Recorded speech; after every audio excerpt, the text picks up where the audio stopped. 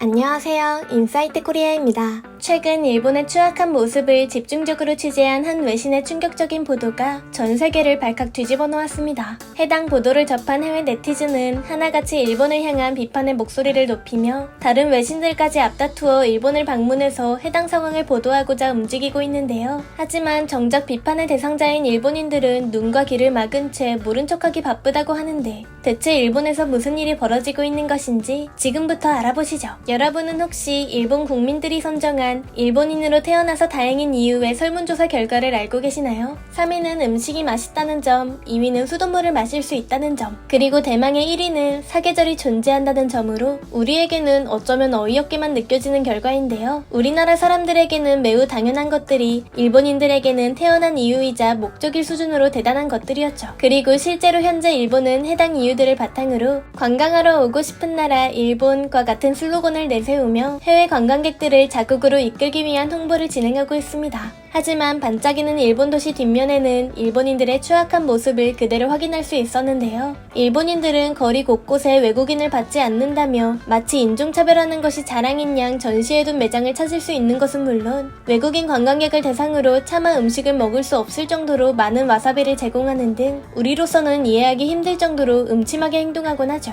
하지만 비슷한 제보가 연일 쏟아져 나오고 있음에도 불구하고 일본인들의 대응은 뻔뻔하기 그지없었는데요. 일본 네티즌들 사이에서 저건 다 외국인들이 일본의 이미지를 부정적으로 만들기 위한 조작이다 라는 말이 정설처럼 받아들여지고 있음은 물론 심지어 일본의 아나운서들까지 나서서 저런 걸 당한 피해자에게도 어느 정도 자기 책임이 있다는 것과 같은 망언을 하기까지 했습니다. 이렇듯 일본에 방문해서 피해를 입었다는 제보가 속출하자 수많은 외신 취재진은 직접 일본에 방문하여 일본의 만행을 조사하고 나섰죠. 그리고 외신 기자들이 마주친 일본 사회의 민낯은 그야말로 충격에 빠질 수밖에 없었습니다. 현재 일본에는 도쿄, 오사카와 같은 대도시뿐만 아니라 한적한 거리 곳곳에 즐비하게 늘어서 있는 수상한 카페가 하나 있는데요. 이곳의 정체는 바로 부엉이 카페. 우리에게는 다소 낯설 수 있는 부엉이 카페는 일본 내에서 선풍적인 인기를 끌고 있는 이색 카페입니다. 겉으로 보기에는 손님들과 부엉이가 교감하는 등 정상적으로 운영되는 카페처럼 보이지만 사실 이 부엉이 카페에는 끔찍하고 야만적인 일본인들의 이면이 숨겨져 있었는데요. 해외 언론 취재진의 카메라에 포착된 한 부엉이 카페. 부엉이는 밤에 활동하는 야행성 동물이기 때문에 낮에는 안정을 취해야 하지만 카페는 특성상 낮에만 영업하고 심지어 온 매장이 불이 환하게 켜져 있어 부엉이들이 쉴 수 없는 환경이었죠. 또한 손님들이 부엉이들을 무자비하게 만지기 때문에 스트레스를 쉽게 받는 환경에 놓여 있었는데요. 심지어 부엉이들이 제대로 날개를 펼 수 없도록 묶어놓거나 얇은 나뭇가지에 다리를 고정해둔 모습까지 그야말로 마트에 인형을 전시해둔 것과 비슷하게 연출된 카페 내부의 모습은 기괴하기까지 했죠. 실제로 일본인들의 자신 있는 길거리 영업에 이끌려 부엉이 카페를 방문한 수많은 해외 관광객들이 충격적인 카페의 실태를 목격하곤 기겁해서 뒷걸음질하는 경우도 다소 존재한다고 하는데요. 하지만 해당 장면을 취재한 외신 기사가 이를 지적했음에도 일본인들은 허가받고 영업하는 정상적인 카페로 문제가 없다 라는 말만 반복했습니다. 게다가 일본인들의 추악한 만행은 여기서 끝나지 않았는데요. 외신들의 날카로운 레이더에 포착된 또 다른 카페는 바로 수달 카페였죠. 심지어 수달 카페는 부엉이 카페보다 상태가 심각해 취재에 나선 기자들도 쉽게 말을 잇지 못하는 반응을 내비칠 정도였습니다. 좁은 케이지에 갇혀있는 수달은 움직이는 것조차 힘들어 보였고 관리도 제대로 되지 않아 수달들에게서는 심각한 악취를 맡을 수 있었는데요. 원래 활동성이 많은지라 답답함을 느낀 수달들은 케이지를 벗어나기 위해 발버둥 쳤으나 알바생들은 신경조차 쓰지 않고 그저 손님들을 맞이하는 데에 집중하고 있었죠.